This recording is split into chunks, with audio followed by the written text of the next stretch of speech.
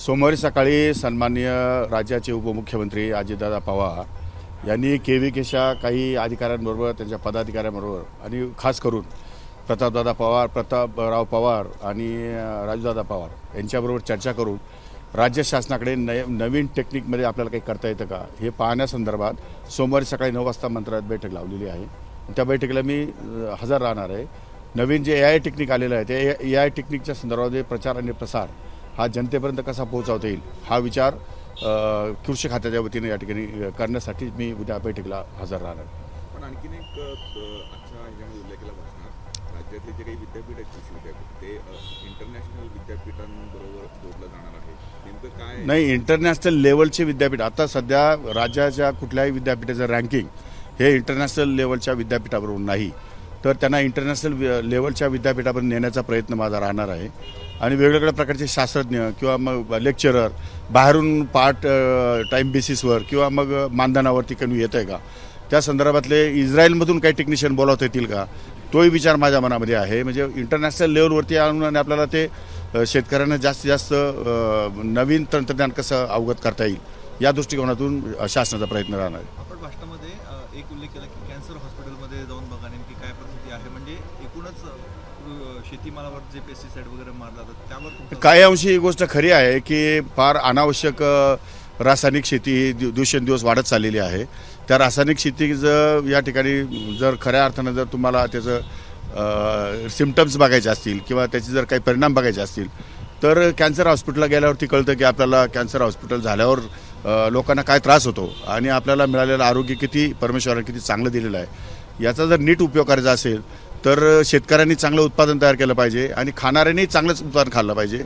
यासाठी प्रचार आणि प्रसार माध्यमाची आवश्यकता आहे आणि त्यासाठी सरकार योग्य ते पावलं उचलणार आहे. बजेट सादर झालेलं आहे आणि त्यामध्ये नाही, बजेटमध्ये केंद्र क्रेडिट कार्डची जी पूर्वीची मुदत होती ती 3 लाख रुपयांची होती, आता ती 5 लाख करण्यात आली. किती फायदा होऊ शकतो असं वाटतं? नाही, मोठ्या प्रमाणात फायदा होईल. केंद्र सरकारचा उद्देश लार्ज आहे आणि केंद्र सरकार यातून देशभर कृषी खात्याला नवसंजीवनी देण्यासाठी प्रयत्नशील आहे. 100 जिल्हे केंद्राने या ठिकाणी टार्गेट केलेले आहेत आणि त्या जिल्ह्यामध्ये जे काही जिरायत शेती आहे प्रामुख्याने तिथे तृणधान्य आणि कडधान्य याच्यासाठी क्रॉप पॅटर्नसाठी त्या ठिकाणी प्रोत्साहन देणार आहेत आणि त्यासाठी लागणारं इन्फ्रास्ट्रक्चर हे केंद्र सरकार या ठिकाणी पुरवणार आहे. त्या 100 जिल्ह्यांमध्ये महाराष्ट्रातलं सगळ्यात जास्तीत जास्त ते मी अजून माहिती घेतली नाही, पण महाराष्ट्रातले जास्तीत जास्त जिल्हे त्या देतील. कारण नाही म्हटलं तरी महाराष्ट्र फक्त 27% बागायती आहे आणि इतर भाग हा जिरायती आहे. म्हणजे 70% आसपास जिरायती परिसर आहे.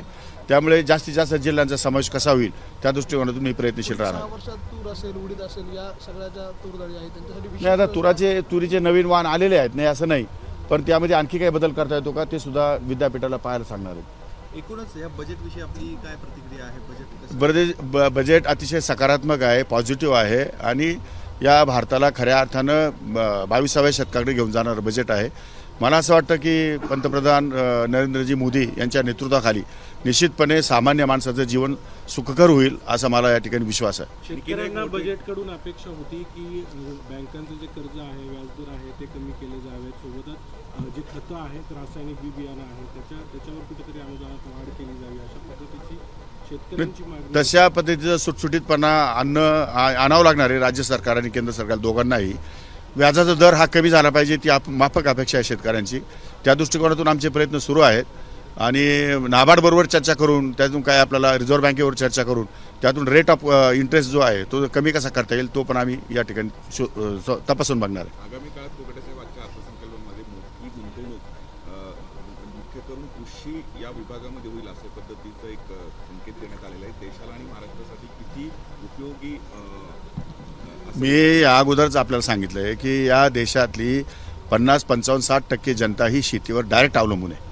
त्यामुळे सर्वात जास्त काम जे करायचं असेल तुम्हाला शेती क्षेत्रातच करावं लागणार आहे आणि उर्वरित जी जनता आहे 50-55% उर्वरित जनता ही खाद्याशीच निगडीत असल्यामुळे शेवटी चांगल्या प्रकारचं उत्पादन, चांगल्या प्रकारचं खाद्य निर्माण करणं ही जशी शेतकऱ्यांची जबाबदारी आहे तसंच चांगलं खाद्य खाणं ही पण खाणारी जबाबदारी आहे. त्यामुळे 100% लोक हे या शेती या विषयाशी निगडीत आहेत असं म्हटलं तरी वावगं ठरणार नाही. आपण आपल्या भाषणामध्ये विद्यापीठांच्या याच्याबाबत बोललात, मात्र गेल्या काही वर्षांपासून विद्यापीठांमध्ये नवीन संशोधनं जी आहे ती झाली नाही अशा प्रकारची तक्रार आहे. कारण नाही, काही अंशी विद्यापीठामध्ये संशोधनं झाली आहेत, त्याचा वेग फार कमी आहे, त्याचं स्पीड फार कमी आहे.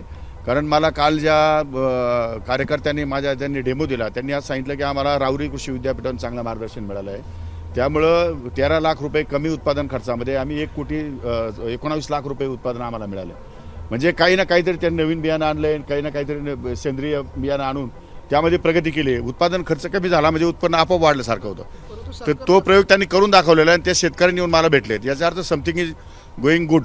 परंतु सरकारचा विद्यापीठांवरती जो खर्च होतोय त्या तुलनेमध्ये तितकं संशोधन जे आहे ते करण्यात यश तर येत ते होईल ना आता.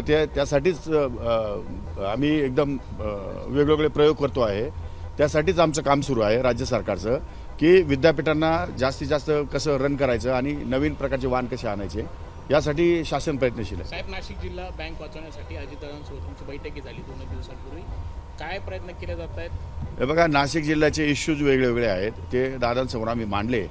दादांनी अतिशय कठोर शब्दामध्ये अधिकाऱ्यांना पण सांगितलं, संचालकांना सांगितलं, आणि जे जे दोषी असतील त्यांच्यावर कारवाई करा. परंतु जे शेतकरी रिअल आहेत, लिगल आहेत, अशा लोकांना कर्जपुरवठा झाला पाहिजे. म्हणून जवळपास 600-700 कोटी रुपयाचे पॅकेज टप्प्याटप्प्याने जिल्हा बँकेला देण्याचं दादांनी मान्य केलेलं आहे. त्या संदर्भात आणखी 2-3 अधिकारी बसवणार आहे. शिवाय हे जे आत्ताचं जे तुमचं आता जे आपण वसुली करतो त्या वसुलीमध्ये पण आपल्याला काही रिलीफ देता येतो का, आणि ज्या ठेवी आहेत त्या ठेवीदारांना पण त्यातून आपल्याला काही टाईप करता येईल का, किंवा ज्यांना ठेवी आपल्याला कर्जामध्ये वर्ग करायचे आहेत. आता सध्या काय, आता ठेवीदार कर्जामध्ये वर्ग करायला तयार आहेत, पण बँक प्रशासन घ्यायला तयार नाही.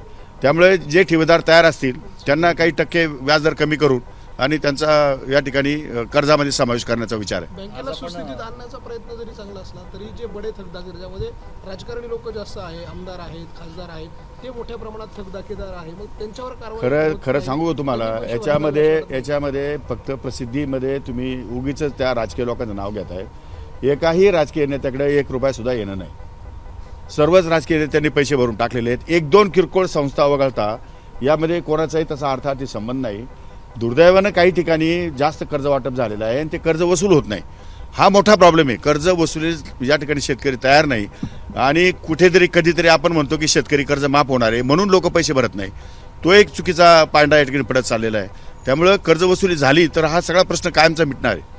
त्यामुळे कर्जवसुली होत नाही, मग त्याच्यावर काही पर्याय शोधून आणि येणाऱ्या भविष्यकाळामध्ये बँक कशी सुस्थितीत आणता येईल तो विचार आम्ही करतोय. आज आपण सगळ्या राजकीय क्षेत्रातल्या लोकांनी आपल्याला शुभेच्छा दिल्या, मात्र भुजबळ साहेब नाशिकमध्ये होते. आपण मगाशी म्हणतात की सगळ्या आमदारांमध्ये भुजबळ आणि मी एकच आहेत, आम्ही एकाच पक्षात आहोत.